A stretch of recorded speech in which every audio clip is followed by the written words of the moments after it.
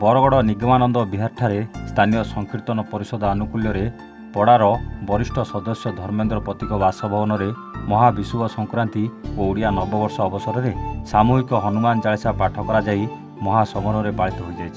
कीर्तन परिषदर सभापति बांक बिहारी साहू नेतृत्व में परिषदर समस्त सदस्य यह कार्यक्रम में उपस्थित रही संकीर्तन परिवेषण करी ओडिया नववर्ष को स्वागत करा सह परस्पर को शुभेच्छा और अभिनंदन जणाइथिले। पंडित उत्तम आचार्य पौरोहित्य अनुष्ठित संक्रांति पूजार कर्ता भावे धर्मेन्द्र पति और तांको धर्मपत्नी जामिनी पति दायित्व बहन करी उपस्थित समस्त पड़ावासी को पणा और मिष्टान आप्यायित करथिले।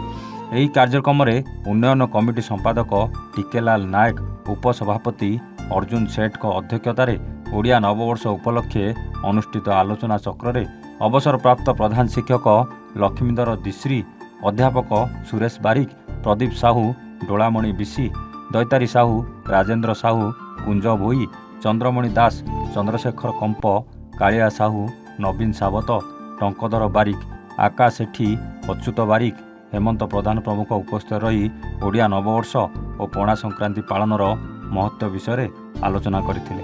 परिशेष में मृत्युंजय मिश्र धन्यवाद अर्पण करथिले। Bargarh Vijay Kumar Mishra report, Avon Odisha.